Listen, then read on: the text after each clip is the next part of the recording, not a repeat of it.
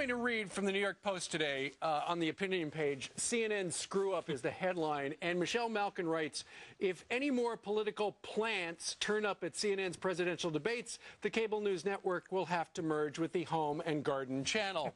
Michelle Malkin joins us live from Washington, D.C. right now. Good morning to you, Michelle. Oh, you're not in D.C. Where are you? I'm in Baltimore. All right, a beautiful, beautiful town. All right, Michelle, we've heard about, we know that the gay general who asked the question is on Hillary Rodham Clinton's gay and lesbian steering committee. How many other plants have you ever been able to find? People who ask questions who had a political agenda? Well, we're up to 8 or 9 already, and I predict by the end of the day we'll be in double digits. It's a veritable greenhouse, Steve. And there's an army of Internet Martha Stewarts who have been uncovering and excavating these plants, and it doesn't take a lot of effort. I think that's the biggest embarrassment for CNN, is that you didn't need an MA in journalism from the University of Chicago or Columbia to figure these things out. Just Google it. That's right. You needed to Google. Hi, Michelle, it's Greg, and I agree. I think CNN has a problem on their hands with this failure to vet. But let me ask you this. Have you uncovered any evidence that the campaigns had a role, we're using the word plant, that the campaigns had a role in placing these people inside the debate hall or getting their videos to the candidates?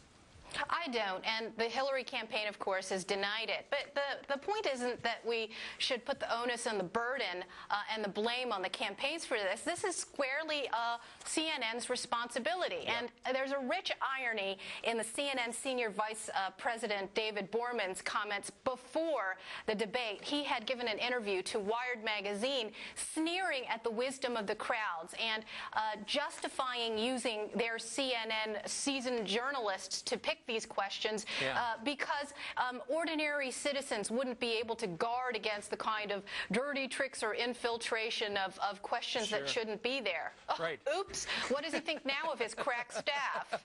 No kidding. For instance, all you'd have to do, one woman by the name of Journey asked a question about abortion. She posted on her website the video of her asking the question, and then a little later on, somebody, I guess somebody realized, hey, wait a minute, on her website as well, she's wearing a John Edwards 08 T-shirt, and I think we've got a little video of that. Also, somebody had worked for Jane Harman, a congressman from Democratic congressman from California. Somebody had worked for Dick Durbin. Somebody was supporting Obama. John Edwards. This is nuts. It's ridiculous. CNN didn't do due diligence. They failed to disclose. This is journalistic malpractice. And it's not like they had no heads up that this might occur.